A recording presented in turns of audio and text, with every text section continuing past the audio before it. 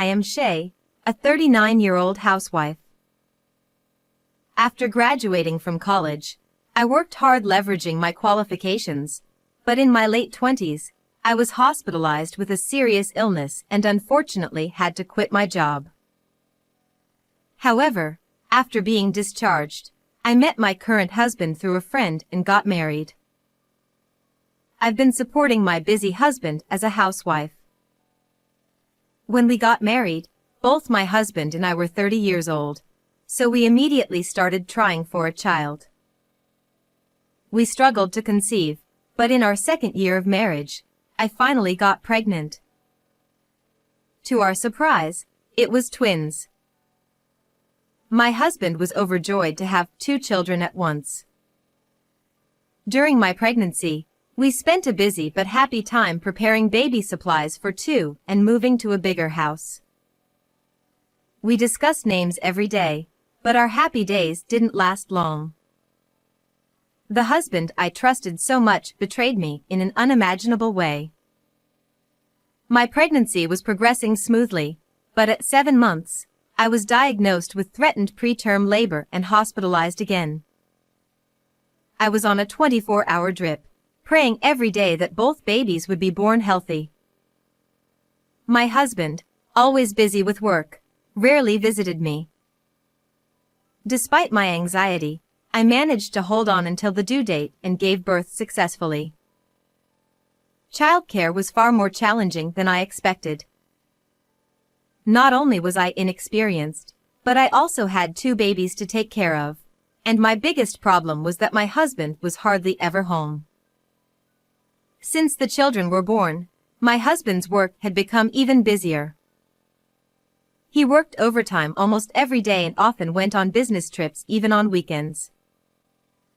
I wanted to ask my parents for help, but they lived far away, so I had to rely on my in-laws. However, they were still working and could only help occasionally. My husband, saying he was working, left most of the housework and childcare to me. I was exhausted from a lack of sleep every day. My husband was so happy when I got pregnant. Had his feelings changed after the birth?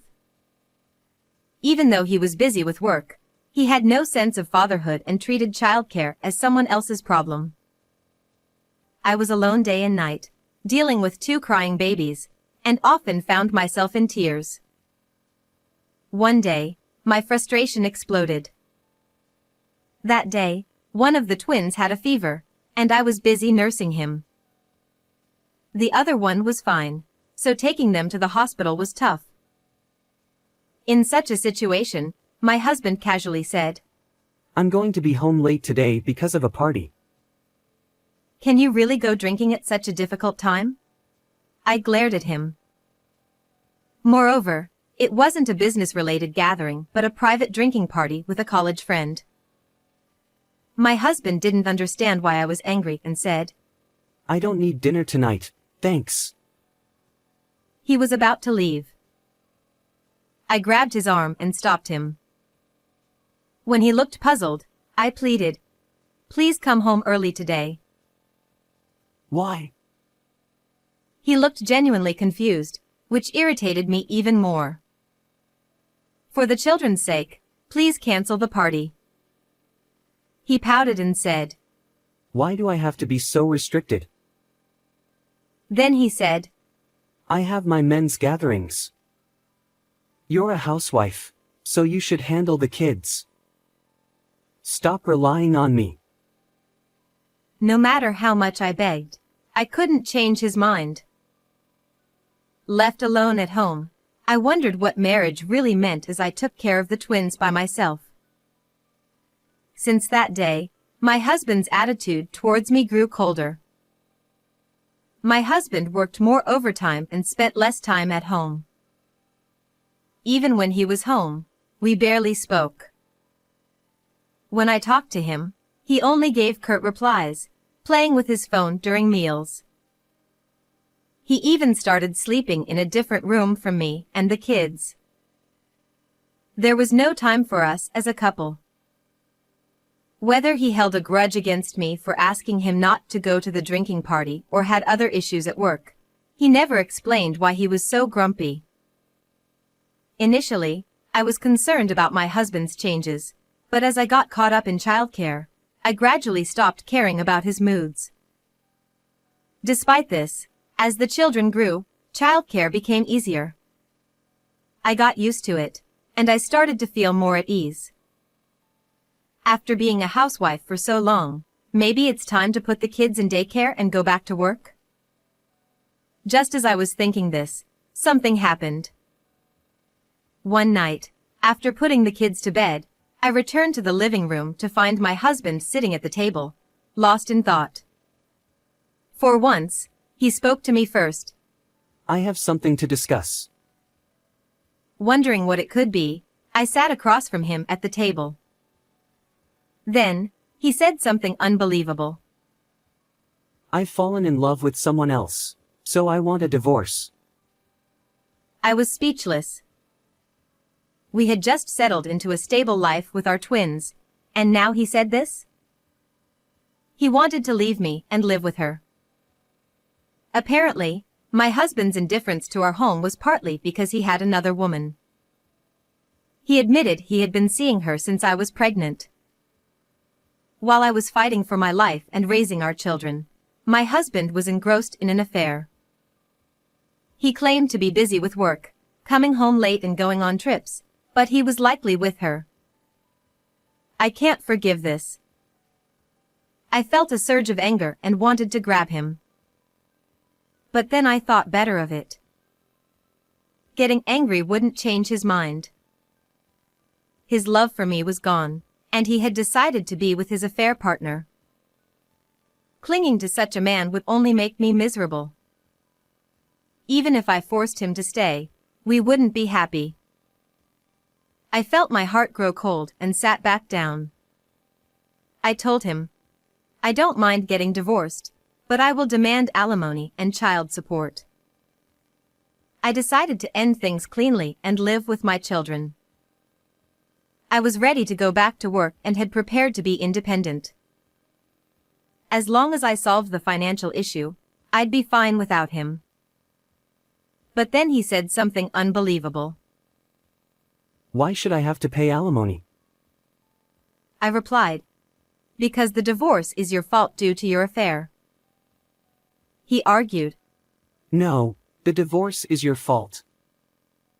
He claimed that he cheated because I was too focused on the kids and neglected him, needing another woman to fill the void. I was stunned. Prioritizing himself over our children was utterly selfish. Despite being a father, he left the twins' care to me and ignored them. How could I possibly pay attention to him?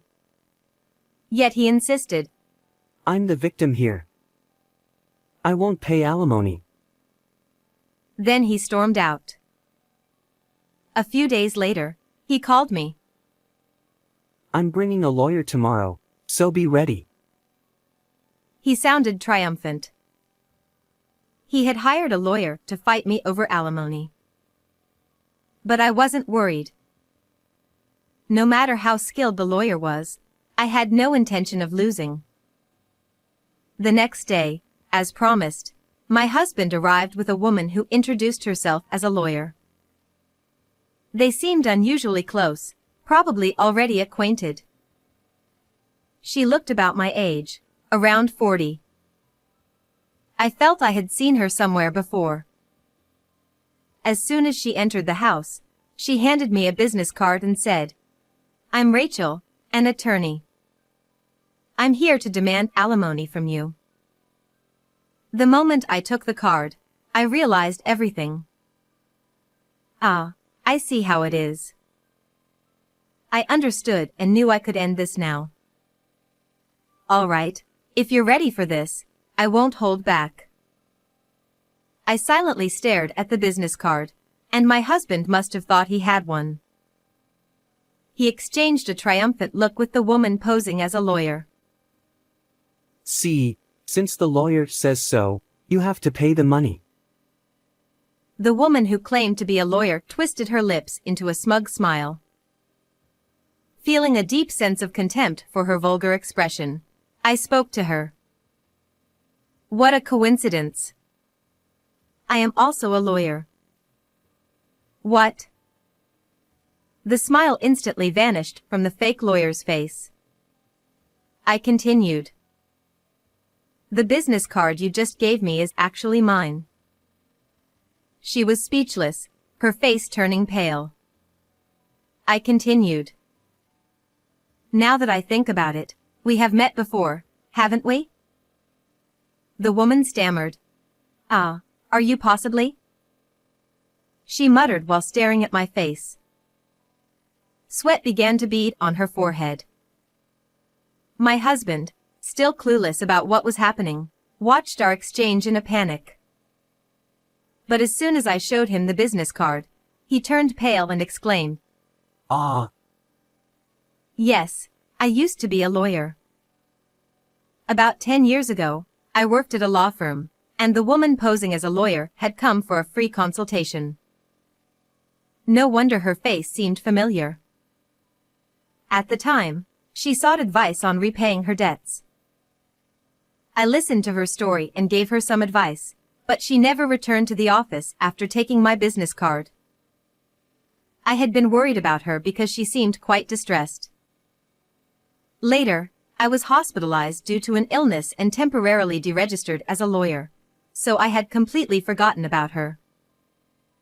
I never expected to meet her again like this. She probably didn't recognize me either. As 10 years had passed, I had lost weight and changed my hairstyle. Approaching her, I said, "It's illegal to pretend to be a lawyer without a license. Would you care to explain this situation?"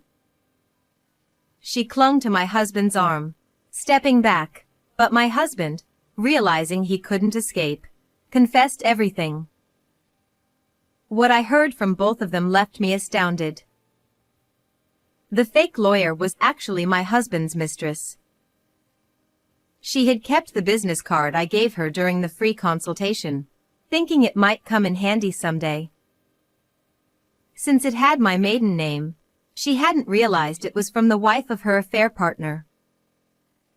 When my husband told her he was worried about paying me compensation, she said, "Leave it to me," and pretended to be a lawyer using my old business card. My husband, hearing she had a lawyer's business card, hadn't even bothered to check the name, feeling reassured. In reality, my husband didn't know I used to be a lawyer. Although I had told him when we first met, he thought I was joking and didn't take it seriously. Since I wasn't working at the time, I didn't bother to correct him. He had believed that bringing a lawyer would scare me into paying compensation. Not knowing I was an actual lawyer, he and his mistress staged this ridiculous charade. I could only give a wry smile at their childish scheme. Looking at the two of them standing there exposed, I said, "You will be paying both the compensation and the child support." My husband knelt on the spot. Shay, please forgive me. Let's not get divorced. He pleaded with me, hands clasped together. I was shocked. Even with his mistress standing right there, he suddenly switched sides. I glanced at the woman, who glared at him with a demonic expression. I understood her feelings well. She had gone to the trouble of pretending to be a lawyer for him, only to be cast aside when the plan failed. My husband, oblivious to her presence, clung to me and shouted, "Shay, I need you. Let's be a family again. The kids need a father, too, right? So please, spare me the compensation." It was clear he only wanted to avoid paying. His pitiful lies made me nauseous. It's too late. Neither I nor the kids need a scumbag like you. Leave with that lawyer. No, that fraudster right now, I said, driving the two of them out. My husband tried to stay, but the furious woman grabbed him by the collar and dragged him out by force. From outside, I could hear her shouting and his screams. It must have been quite a scene. Later, I sent them certified letters. To my husband, I demanded a divorce, alimony, and child support. To the mistress, I demanded compensation as well. My husband ended up with a miserable fate. Depressed after our divorce, he tried to focus on earning money for alimony and support.